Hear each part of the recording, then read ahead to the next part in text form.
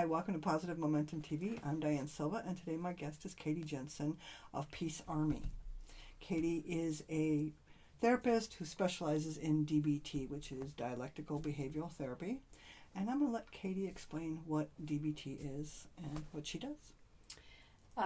DBT is a treatment that originated to treat something called borderline personality disorder, and it is no longer for that disorder only. Okay.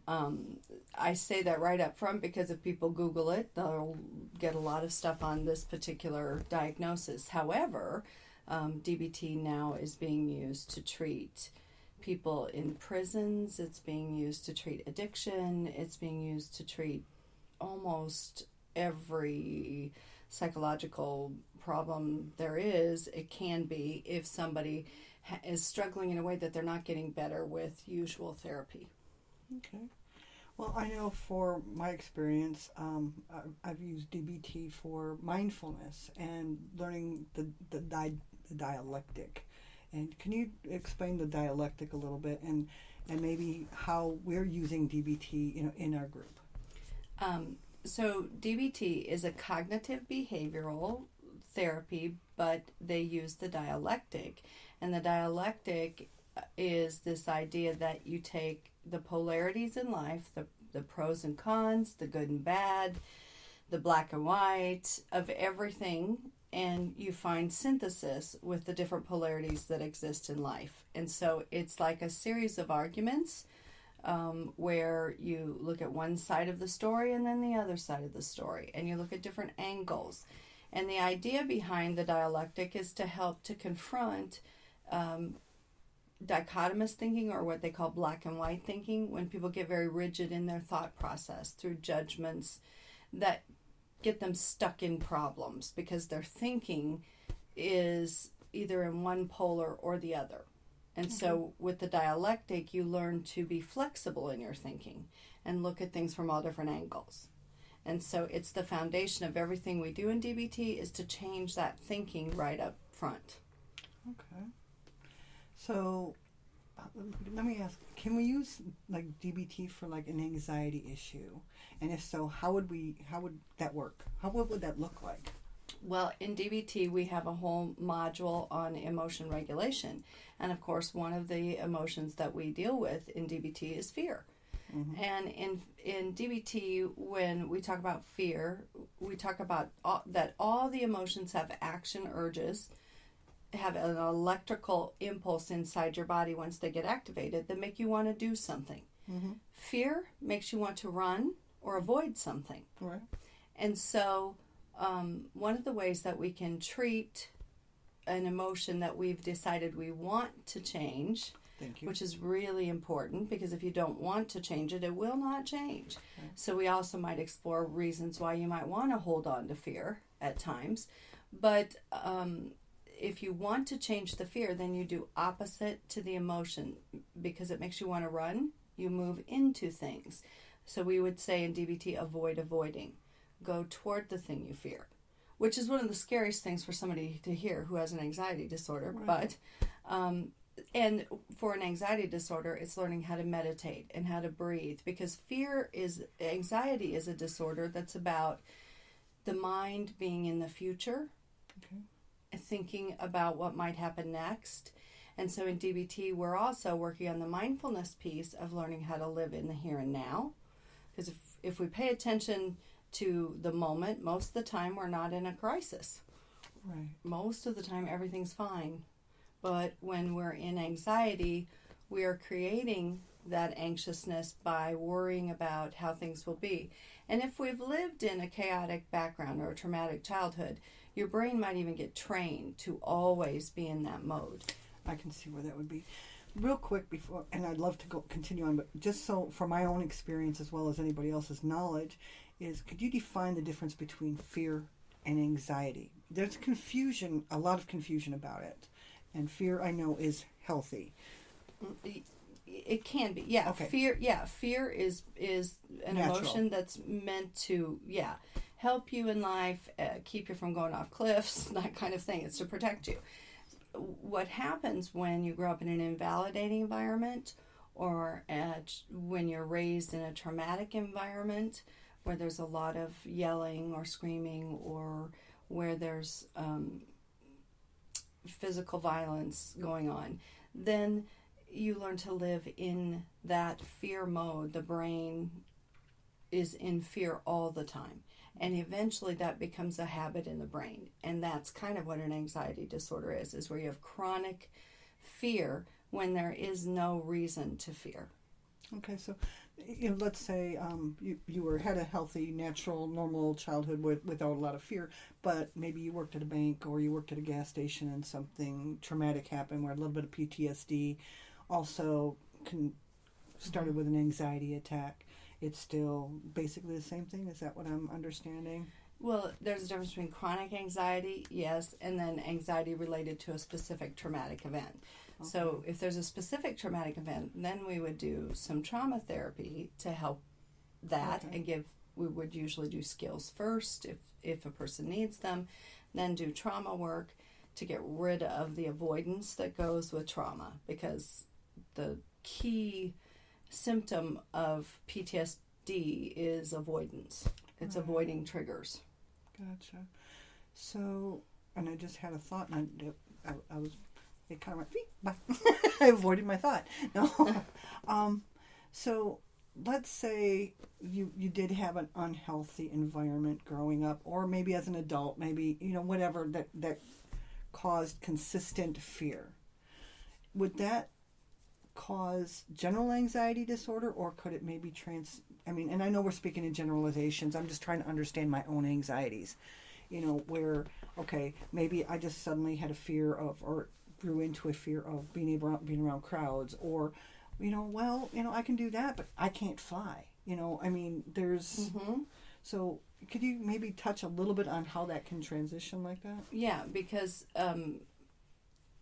when there's trauma, there can be many different cues to that trauma. Okay. So if you grow up with chronic anxiety, but getting on a plane reminds you of the feelings that you had as a child, it will trigger those. Out of control, confined. Exactly. Oh my gosh. Thank you. That is a light bulb. So now that I've had this realization, what could I do with this to be able to help me overcome or work through? Well, in DBT, the first things that we would look at is becoming mindful and accepting of this condition and what's going on in your body, that you're having this sort of reaction. And you learn to notice when it's happening. You learn to ask yourself, there's so many different skills that go with DBT. We have 4 different modules. We're teaching something called Wise Mind, which is how to blend your emotions with your reasoning so that you make effective choices day to day. And that requires mindfulness and a non-judgmental stance. So all of the skills overlap. It's hard to talk about DBT because there's so many aspects of it. So we have Wise Mind. We teach something called emotion regulation, which would teach you how to regulate that fear or acute fear, and how to deal with avoidance that goes with anxiety. And then we also teach something called distress tolerance, how to get through crisis in life. Mm-hmm. And for some people, now she's got in the new workbook, she's got a whole section on addiction as a crisis in life, and you use distress tolerance skills for that. So that's how to get through a hard time. So we have a whole module to teach on that. And then we also teach interpersonal skills, how to talk to people, how to be effective in getting what you want in life.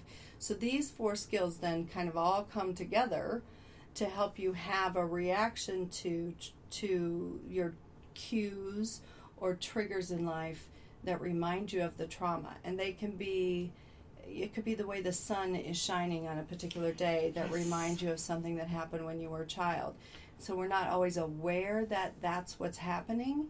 So part of the treatment is that mindfulness piece of paying attention to the emotion. In DBT, we learn how to regulate emotion by paying attention to emotions, by validating our emotions. Which is opposite to what we've been told. Oh, kids don't, you're fine, don't cry, or there's no monster, oh, it's just a skin knee, you'll be fine, just tough it up. Oh, smile when you really want to cry. So we're really in that. One of the fundamental concepts in DBT is this idea of an invalidating environment as one of the contributing factors in creating life symptoms. And the life symptoms that come from being invalidated, that is, if you're in an environment like where there's alcoholism or there's physical violence or there's sexual abuse, or you've been adopted into a family where the family is very intellectual but you've got a bigger emotional component in your brain, any environment where your personal experiences aren't being validated creates the shutdown of emotions where you say, I'm fine, everything's okay, I got this, and you push the emotions down. But emotions are energy, and if you push an emotion down and try to ignore it, because it is energy, it's going to come out in your body one way or another. It'll come out sideways anger, or you might blow up later, or you might get very sick. It's interesting, there was just a piece of research in my Discover magazine about it's not my magazine, but I just think it is. But no, it was an article about the immune system being, we know that it's right next to the emotional part of the brain where the emotions are located, but we've never been able to find a feedback loop between the two in a physical form. So somebody was working on cadavers recently, and they found that there was this set of neurons that went between the two. And it's the first time that that's ever been located. And so now they've got to study more cadavers to make sure. They're not sure because most of the people that they were working on were male, and they're not sure if it also applies to females or not. So there's more research to be done. But it would make sense to me that there is some kind of a feedback loop between the two, because we know that, for instance, college students get more colds at finals time. We know that stress plays a part in the immune system, but we've never been able to find the physical route. So that new research, emotions are energy, and they're going to get to your body in one way or another if you don't address them.